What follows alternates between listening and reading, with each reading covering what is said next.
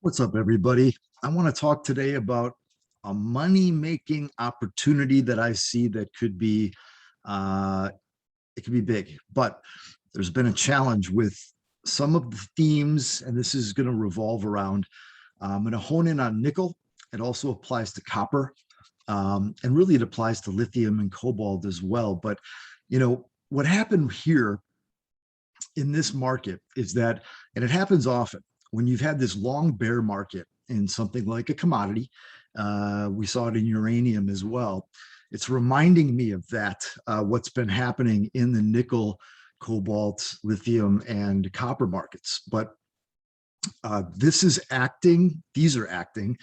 The fact is that, when you look at the new highs that have been breached but didn't close there, it's a key area right here. So you want to pay attention to. I think the nickel price is one that I really am liking because it's not as big of a market as copper, but it is a big market in the sense that most or many of the new iterations of batteries for EVs are going to use nickel, a good amount of nickel. Some use cobalt, some use, there's different mix and matches. But the fact of the matter is, a lot of years ago, we started to hear about this and get a glimpse of the shortage, and I think it was like all the time, it was all pointed towards like 2024. And the market does look ahead, but got ahead of itself. And a lot of people either, gave up, lost money, sold after like a pump, which happens, and didn't wait around or didn't buy more. And I think right now is your time when you want to take another look at these areas, because my contention is that, and I'm going to hone in on nickel because I have a junior there that I love, Giga Metals, because Giga Metals has a massive and pretty clean energy, ESG compliant, in the sense that they've already done a lot of work with their testing of what they can do with their concentrate and the processing. And real quick, I mean, this Turnagain asset, which they own 100%, is an enormous resource. So measured and indicated, this is pretty far along, guys. This has been drilled out, a long time. And measured and indicated is 5 billion pounds of nickel and then you have inferred another 5 billion. Throw that in there. So at $9, you're talking about 45 billion, another 45 billion. This thing has a 37-year mine life. This is the biggest target I see, and pure target, where they own the whole thing. It's primarily nickel, quite a bit. There is a good amount of cobalt. It's lower grade, but with the ability to process this concentrate to a high grade, that's big. But the fact of the matter is, I think people are sleeping on the whole side of the space, and how many people we got kind of kicked, which happened to me, too, with being early. I think that one story that is coming to mind that, I'm not trying to pump you up. It's just a reality of what we went through at the Gold Investment Letter, which was, I'll pull it up here shortly on stock charts, where I was really early, not really, well, yeah, maybe really early on uranium, when I thought that after Fukushima and however many years that was, 11 to, I think when I got it, I'll tell you right now, when I was getting a sense that maybe the bear market was done. And let's see, that was a situation where with Encore, I don't know if it was back in this day. It could have been back in 17. I didn't think it was, but it looks like it was 17. And this could have been, this is probably when it was early 17. So anyway, I called out, I did my diligence on the ones that I really liked. Encore stood out, great management. They've already sold a previous uranium company in the last cycle for like a huge amount of money, and they were accumulating assets wisely. And essentially, nobody's looking at this stuff, which is the same case right now with the nickel, copper, and those juniors, the smaller ones. Some of the lithium stuff and some of the nickel things have the other assets, the bigger ones, have come off of zero. With copper, some things have moved, but the little ones, they're left for dead. And this is where it's a perfect time. And you also have the tax law selling season here right now and going into the end of the year, where you're going to get some drip of sellers for nothing to do with the company or the sector, but they got a book of loss or whatever it is. But with Encore, I went into the uranium and I thought to myself, it's so hard to pick the beginning of a new cycle, the timing. That's why, like, I gave up on the stock market's got to crash because I'm a gold guy and it's got to happen, next week. And that my mentality with that was, I started that a long time ago, and I essentially said I can't predict. I got to wait for the trading to tell me, to give me the story, to say, this is starting, this is turning, and just watch the trading. And that's what I used to do when I came up as a broker, because we didn't have all the fancy tools. We had one Quotron, and you would literally watch the trading back and forth, the bid and the ask, and there was like nothing else. But it was great because I got a feel for, and this is why nickel and copper have really, I've been watching out of the corner of my eye, and I'm thinking to myself, they're going higher. Like, I could just see it. I could feel it. I can essentially, I started paying attention to it recently, and sure enough, it goes to new highs, but it didn't make it, to close there. But in any event, look at Encore. So here's just an example of what I think is going to happen to a lot of these juniors, and in particular, Giga, so yeah, you see the spike in volume. I ended up approaching Bill Sheriff, the CEO. Shoot, I'm looking at this. I probably did it in late 16. So we're talking 5 years ago. Okay. And that's fine though, because it started to work, in 20, but in any event, and even in 19, but in any event, I was early. We did a pricing. It was nothing. It was like $4 million market cap. We did, I don't know how much, maybe $1 million or $1.5 million our group did with another group out of Toronto. We gave them some funding. They still had a good capital structure, and we got it at 6 cents with a half a warrant at a dime. And they were 4-year warrants, I think. And essentially, yeah, because those were expiring.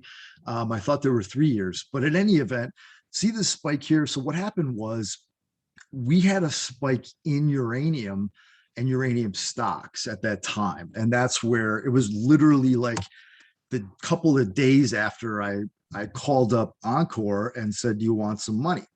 And the action, I thought, I was like, wow, my instincts are spot on. And, that was maybe the case for a brief time, but it was not the turn of the market. And I'm just going to go to Cameco here and look at what happened at that same period of time, because the whole market started, it did a head fake.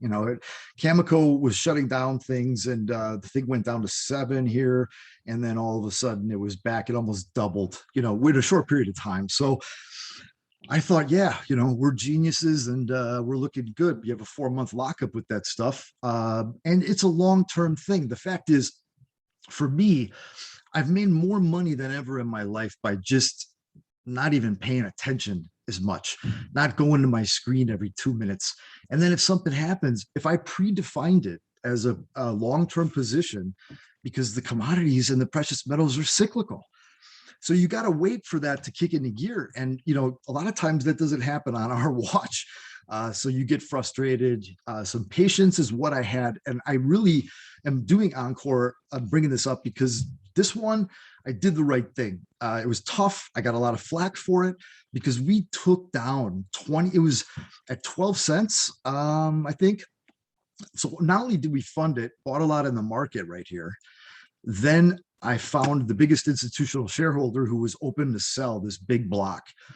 I don't think it was 20 million, but it traded over 20 million that day. And if you look at the month, I mean, 30 million shares out of, the thing was dead in the water, not trading a thing. So we took that down for size because I wanted to build a big position and give this opportunity to everybody else. And we crossed that out. And then, I think, it was right after that, this thing was like going back and forth in the mid-teens. And then it just rolled over. Okay. So the reality was, I did not get phased, I realized that it's possible this could have taken more time, that it wasn't here, it wasn't ready, because I've been wrong on that many, many times. It's hard to call those turns. And it looked like it was here, but it wasn't. And so this whole time you're looking at through, if I've got my dates right, going into 18, there was action that came up, obviously, at different, different time frames where we had some blips in uranium and things started to look better. But think about it, 6 cents, and then we had a 12 center, and a lot of us did most of the size in the market between there and the 12 center. So I think the cost average that I've had was about like 8-ish, 9-ish. It was, no, actually it was probably closer to 7.5, 8, because during this period of time when everybody was frustrated and discouraged, because you're looking at it, going down after we had all that excitement. So April 17 to June 18, it's over a year, it's a year and a half, and it's gone down from the 12 centers down back to 4 cents. And the whole way, and I didn't pay much mind to trying to give updates all the time. You can hear about an update, but the fact of the matter is, like, you have to just, you know what's going on. And it's a question of, do you hold it, or do you have the patience? Is it something you like and want to hold, longer term for that? That's why I talk a lot about predetermining. Is this a swing trade? Is this a core holding in my portfolio? And do I have money that if it goes lower, I can buy more? And so what happened was, I reiterated my buys on Encore consistently, but really periodically, and through all of this stuff. But a lot of people got out. A lot of people gave up. They didn't get the hot trade. So I ended up buying more little bits at a time and had this really big position. And essentially what we saw was 18 still, it's back up here and teasing us right in this area, but didn't go. And we did get a 20-cent run, 22 cents, I think was the high, 21. And so, we had opportunities to sell at a 3-4x, at that time. I mean, we had cheap stock, we had opportunities all day long to buy it cheap, and people were discouraged, or we just, you end up forgetting about it because you move on and it wasn't the time. And if you've got that short-term attitude and mindset, this is why I'm bringing this up right now, because so what happened with Encore? You look at 6 cents to 227. What is it? I mean, it was like 40 some X return. So my contention and my, sort of advice in general, from what I had to learn the hard way, because of the impatience and the hustle and wanting to get ahead, getting the security and, doing this and jockeying that and doing the trades. The way that it's worked out for me now, especially with crypto, frankly, is, I plant those seeds, I build the position, I do it steadily. When there's something that crashes, I put a little extra or more money in, or when I have a big amount that comes in, I put something to work automatically across the board in my favorites. And so when you get something like this, so 227 divided by, let's use the placement, because that's where I initially recommended it. Okay. So you're talking about 40 times your money, just under 40x from where we started to buy it to, where it peaked out recently, and it looks like it's going higher. And certainly took profits along the way in little pieces, but I still have a pretty good Encore position, not only for free, but I've made a tremendous amount of money.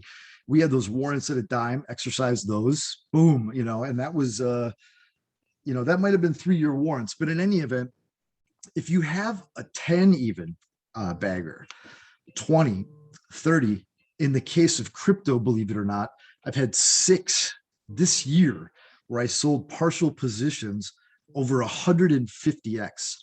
It's just been insane. But, in the junior minors, we've had some really good winners too, but it doesn't matter how long it takes, guys.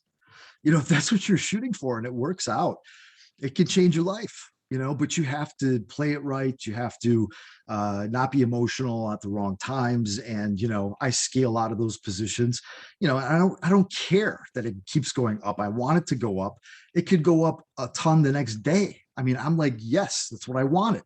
I don't care that I sold it and then it went up. I've already got some more stock, and it's a predetermined purpose. I'm bringing that up because you look at something like in copper here. This is a daily chart. So this is a pullback right to support. And I'm going to pull up copper. I'm not, this is one of those things too. It was the same period of time, I think, here in 17, things were perking up off the bottom. In 16, this is when the bear market and a lot of the metals, the precious metals, it was triggered with this big run in 16. And then copper kept going, which it should, along with regular economic applications. But the commodities have vastly underperformed equities to the point where they have a lot of catching up to do, folks. And the other thing is, when you look at a convergence, and they use a lot of copper in this stuff too, when you look at a convergence of all of this growth in the EVs, the amount of time that it takes to not only get a deposit proven up, find it, and then also take it to the PEA, take it to a feasibility, take it to these different levels and all the things you've got to test, and the ESG component. People want it in North America. They don't want dirty cobalt from where is it, Madagascar or whatever it is, and that's like slave labor. And so everybody's very conscious of that. So they want North America. There's nothing out there. And when you look at the charts, and I'm sure Giga has it on here, I stopped at this one, but I would encourage you, any of these companies, if they're doing the right thing, they're going to show you this this curve. And I don't even know if it's here, but I'm guessing it's going to pop up any second, where you look at okay, nickel prices here, and then all of a sudden, source of demand for nickel, it's lithium ion batteries, and that is also not just the EVs. I'm just looking at the electric vehicle adoption network effect, Metcalfe's law with this as well. And where we are in this, it does land in the next couple of years where there is essentially going to be, about FOMO, fear of missing out. We heard that from crypto. The car manufacturers, all the different end users around the world, I think they're starting just recently. They've been looking forever. They've been delaying. They've been waiting, and there's nothing in the pipe. And they have to secure their supply because they're growing. They're getting demand and penetrating a market. You can't not have supply of lithium or nickel or these type of things to build your product. So it's coming. It's here, and the market does look forward. And I think the way that these things are acting, it is essentially. And I just want to see if they've got this. They don't have that here with sort of a cross chart of, we're running out of these. This is what's in the market. I should have had that up and ready. But if you look anywhere in some of these presentations on the cobalt companies or lithium, you're going to see they all have pretty much the same thing.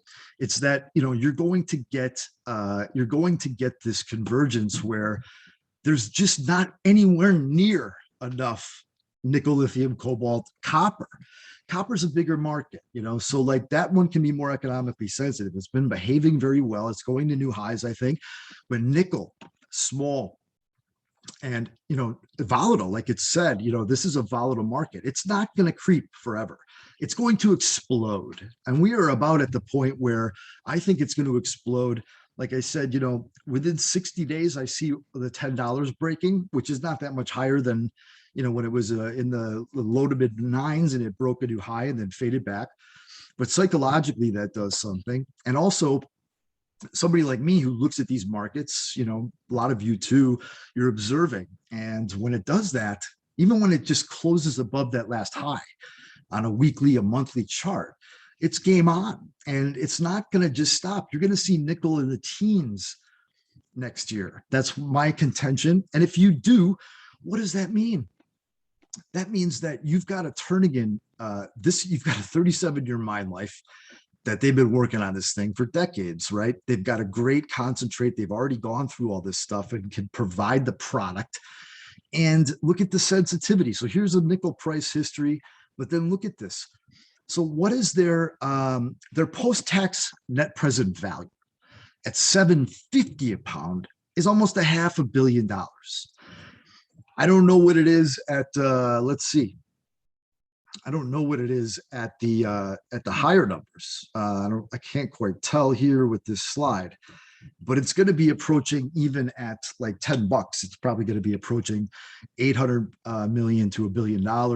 And as that goes up, this is the net present value of, you give it a discount to some degree, whatever you think is fair, but you can do whatever you want when you've got a company that is trading in US dollars, which is what matters with the commodities, at 30 million bucks. It's so undervalued. They're coveted and they're going to be hounded. And I don't know how much Mark Jarvis has gotten inundated. You know, he's nurtured these people as you should over years, but it's been an exercise in patience. But I think that, like, here's my charts on Giga. I hope you can look at this. I think so. This is the screen share, but I'm actually I'll pull this up as well. I cannot tell if you guys are seeing this chart. It's a monthly chart. It's a 10-year chart. We're back on this long-term support. This is where you want to buy this pullback. And I think you guys could see this, but in any event, and this is nickel, which had broken this high, you know, it's right there. That's why, you know, it's a rising triangle pattern. It could also be a bearish flag that goes down. So until it breaks, and convincingly, it is not guaranteed. Okay, this is just the JJN ETF ETN. And so what I was saying is that with Giga, you look at this deal. I look at it from the monthly, the long term, the weekly. This is the daily. You just can see that it's back to support. It popped. We've been buying a lot of that. And when you look at, I'm going to go to the monthly. I think this is the most powerful. When you back up the truck, what does it look like? What it looks like is a perfect trend of, this is the bottom part of this upward rising trend over, you know, this is a 10-year chart. So it's been doing that since 16. So call it 5 years. And I think, you know, usually, and this is more of a speculation in the intermediate period of time, but this usually goes, even though that's a wick, you know, you're going to have somewhere, you're going to have this. The first stop, the first resistance is clear around 80. That's a double, okay? And I think that could happen in a month or less. If it doesn't, I wait. That's going to be a little test. And then after that, it's going to explode. And then you're going to have definitely, and I put that a little too high, but, you know, there you're going to see something like this. Where does that go to? You know, it's probably like $4. I can't quite see it on there, and we'll figure that out as it gets closer. But and that could be a wick too. It could not be, meaning this thing right here where it goes up but it comes back down. Except for this time, I don't think it's going to do like a big wick like that. It's going to have, you know, maybe some of that with a shorter one, but it's going enormously higher because of, you've got such a small group of candidates for such a big, dynamic, absolutely growing market. And I'm telling you, you have to look at the fact that with these bad markets, you know, even before 2001, you know, the commodities, the gold, they bottomed out. We had a nice rip-roaring bull market for the most part for that decade. But even then, there was not a lot of exploration drilling done for nickel, proving things up. There was some, and it was progress. But then you have a terrible bear market into 2016 and nobody wants to touch anything. And then you have like a frustrating market for a long period of time and nobody's really cranking it up. Everybody's waiting on even the customer side. And that's the perfect storm. And so when this starts to go, we got a problem. They've got a problem. We don't. We get a bunch of money and cash in our pockets if we play it even halfway correctly. And, you know, Giga is not the only game in town. I'm just giving you this one today. It's somewhat liquid, you know, there's a decent market cap, so it's not going to just go bonkers. And I'll have a buy up to price, which I would say right now is like 55 Canadian. I wouldn't go above that, but I'm more than happy to go into the high 40s or mid 50s on building a position if you don't have any, because you just make sure you have some that if it does pull back to this trend line again, like maybe goes to 60 here, you know, soon. This is during the month of November, and then it comes back in December, tax selling or whatever. You can sock some back on, in the low 40s. I don't know if it's going to happen or not, though. There's no selling here anymore. It's dried up. And the thing that had me so encouraged with this particular stock was the pullback they had. It just stopped and it just flatlined, for a long time in this level of the high 30s. And then, when I'm watching nickel and I see this, I think that was partially or mostly myself taking a bigger position, and some of the elites and premiums, or it was some other buying, but everybody was waiting and has been waiting, and they know this story is worth so much more. And I think you're going to see that FOMO very soon. The key is watch the nickel price, the copper price, to get above these recent highs. And if you want leverage in the juniors, which is why we're in them, this is going to be mega leverage. But this deal and so many other ones, if you were involved, cobalt, lithium, whatever, how many of them did you not only hold through a few years ago, the pop, or get sucked in, and then actually bought some more periodically when things have been by the low? That's what I did with Giga. I took some nice profits, started to buy that thing. I don't know when that was. That was back in, I was buying it at 20 some cents, 25 cents. We were taking a position. It went up into the 50 range, was able to take a little bit off, but it was good to bring the cost average down.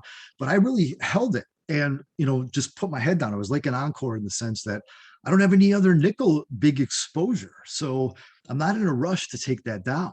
And my thought is with this, it's going to be a binary outcome, which means that, like Bitcoin, I was saying for a long time, and it's still the true, it either is going to the moon or it's going to nothing, but the commodities don't have that piece to it because there's always the demand. And I just looked at this, and I've been looking at this, and I've been knowing that this is coming. And then all of a sudden time goes by. It's a few years. And now you're looking at 2024. When we're in 2022, anything and everything that is going to be hitting at this drastic of a crossroads with supply and demand, you're going to see these companies, these end users, scrambling to do deals. And it's finally going to be the juniors or anybody that's got any sort of potential, shorter term, intermediate term production. And certainly the producers are in the catbird seat with negotiation, because you're gonna basically have a bidding war for terms. And that's where, like Mark could be a little bit patient. Don't take the first deal unless it's really, really good. You take a smaller one on the first one, and then you make them pay because they waited so long. And waiting around and suffering to survive, it's going to flip. It's going to flip. You don't need to rape everybody that are your partners with building a mine, but this company will get bought out. I don't know what the timeline is. They might do a JV first and scale up the activity to take this thing closer to a production state. That'll still take a few years. If they're spending money, I don't know what the shortest term period would be to get there. I think they mentioned it here, and it was and I plan on a few years. It doesn't matter. The progress and where this thing is at is already extremely advanced. It's massive. It's massive. You're talking about almost $100 billion of in situ nickel, okay, sitting there. And then you've got the cobalt element and other things, and the fact that this is as clean as you're going to get in terms of not only the metallurgy on our side, but also from the client side. It's not going to be creating. There's ways to do it where you're not getting a lot that's going into destroy the environment, and people care about that a lot right now. It's very important. And sorry, yeah. So the objective with this 37,000 tons a year. They've already done the PEA and some advanced stuff, but there's a lot of work to do. They're going to need a partner to come in, put in some big money, and get busy. And they can be, a producer, I think, in a few years. I don't know if it could be 2. I don't think so. Probably 3 or 4. But we'll see what happens. It doesn't matter. These companies are going to have a gun to their head. And when it goes through 10, let's see if I'm right. You can wait, by the way, with with nickel and copper plays to see if, if I'm jumping the gun. But take a look at these stock levels in the warehouses. This is a 1-year chart, so that has plummeted from 260, call it 65,000 tons, straight line down. We're down to 145. That's a big hatchet. And that starts to concern people too. It's not a direct correlation all the time. And then even, the 5 years rolling over on that. And then you look at more severity. This has all really happened in 6 months. So people are starting to stock up. It's already happening. That's why they're trading so well. So the smart money is getting in. And then when it rip roars and it's flying, that's when a lot of the retail and people that just waited and need to see action pile in. But just a little reminder, we have to buy this shit before it explodes. You don't wait till, I don't think it's there yet. And when it, you can top up, but the way you're going to get a position is chipping away. The best thing that happened to me with crypto is my plan that I was going to start buying Bitcoin in pieces and regularly, and Ethereum and some other coins after it went below 8,000 in 2018. And most of the froth was off of the bubble. But I knew it's probably going to go lower. I didn't know how long it would last. And it lasted a while. And it allowed me to build a position. Same thing with Encore, if you thought about it. And the other thing is with this side of the business, just to bring it up with portfolio management, which I've focused on a lot in the last year and a half with elite and premium members, is this sector, people get hung up if I gave a loser. Like talking about, Bravada, you were really hot on and you haven't talked about it. That's true. And I've been buying Bravada lately, by the way, because it's very cheap. But I also have standards and frameworks now in terms of what I need to see with execution. I'm not going to keep putting my neck out there, but they've got the same assets. It's cheap. But if somebody bought it only when it was running, and you only buy things when it's running, this is a hopeless relationship. And you also have to know that it's guaranteed that a good percentage of junior miners, we're going to have a loss on paper, whatever. It does not matter. It's a venture capital model. What do the best venture capital firms in the world do that do early stage deals? They realize it's going to take 7 to 10 years to exit the good ones. And they're going to have seven deals that don't work at all. You're not going to have all of them bankrupt, but they're going to be diluted to crap, and your initial capital is going to be a skeleton. But then you have the Peter Thiel check with Facebook and Zuckerberg, and I don't know what he's made on that, but it's in the hundreds of thousands of percent. 500 grand turned into 8 billion or whatever it is. And that's the case here. You have to realize that it's okay if some stuff goes down. That's why you need a bit of a portfolio. Now, everybody's different, and people say, well, you've got money or whatever, but it's all about the percentages of our money, guys. I had to start there, and I was down on my luck and wiped out more than once as an adult in my 30s. But had to start where I was at, and it's about percentages. And so, making sure you're not biting off more than you can chew in one thing that you're getting excited about, but having some juniors that you're somewhat patient with, but you put maybe a half a position of your goal on right away if it's underneath the buy up to price. And some of you are very sophisticated. You do that on your own. The others that are kind of looking for ideas and some of my suggestions, you have to buy them under the buy under price when I highlight them. I find it amazing how many people don't. And then I talk about it because we're up 300%, and then they go buy. I'm like, I cannot perform for you. When you're acting and behaving like that, it is a hopeless situation.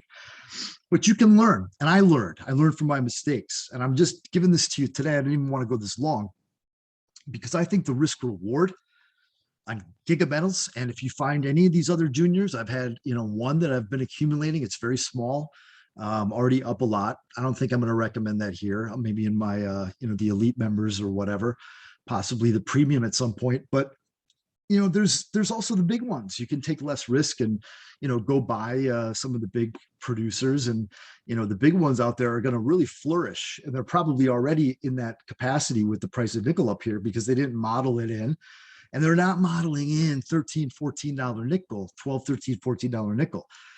That's a minimum I'm looking for, is that range in 2022. And I wouldn't be surprised if we see it in Q1 or even in by January 31st. This is where things flip. I feel very confident about this trade. Giga could go to 20 bucks. If nickel starts to go to the high teens and into the 20s, it's just a timing issue. It's going there. I'm very, very confident in that. You're talking about a triple for 24 bucks. Oh, you know, $27 is a triple from here. It's not that big of a deal for nickel and a commodity that is cyclical. And the problems that are coming up with the convergence. It's a perfect storm. And you know, that's why I don't sell everything really quickly and you know, that type of thing. And you know, I do it in pieces. I take usually when I'm loaded into something like gold stock, gold juniors, silver, and I have a lot of my net worth there, I tend to sell a third at a triple to get my risk out right away. And then I do another third or even a quarter of what's left with a little discretion. And that last third, it doesn't have anything to do, really, none of them have anything to do with the company. I'm assuming that it's strong and I picked a good fundamental deal. But I'm not selling that until I think that the entire market and sector is in the blow off top bubble phase that is like beyond ridiculous. That's what I'm waiting for with that last third. And that's where you're going to be able to hold on to a Giga or something that if it does go to $27, and I'm not projecting that, I'm just giving you examples of like, I think it's very possible, but it's going to take some time and it's going to be a hard ride along the way, the volatility and things like that. And how do you hold on? You know, that's the big thing, is like the hardest part of this game is when and how to sell. I've really worked on that a lot, and you have to be fine with like the third selling at a triple and you get all of your risk out. I am very, very pleased with that. And like I said, if it goes up, and some people can't wrap their head around, well, if you think it's going higher, why would I sell any? Well, because you're going to blow yourself up and you're eventually going to be, you know, having a cup in your hand outside of the YMCA, and your wife hates you. So we don't want to do that anymore. We want to do this stuff, hopefully in a way where we're learning. I have, thank God. And it's about that risk management, that portfolio management. Things don't go straight up. It's a tough game, but you know, you do the best you can. But the big thing is identifying when to buy. And the other thing with Giga, when I was buying it, was March of 2020 at 16, 17, 18, 19, 20 cents, when the markets went to hell. And I had cash finally on the side to go shopping, even though my stomach started to go into my throat a little bit, because my account was down. You know, the primary mining ones were down like 60% in a short period of time. So it's not always easy, but you know, taking that contrary action. When things are down, you buy actual investments, just like, you know, when you're trying to buy some steak, or, you know, you're at the grocery store, what do you do if there's a sale? You stock up a little bit, but people don't do it with their investments. So anyway, whatever, that's a little bit of a rant. I hope you guys have a good day. I just wanted to put this on your radar if you're watching or you are not watching copper and nickel. And this goes for the other commodities. I'm focusing on these two because a lot of the juniors and the smaller companies are trading like nickel's at $4, $5, and copper is at, you know, 220. And that is going to change very, very fast when it does. And hope you guys have a good day.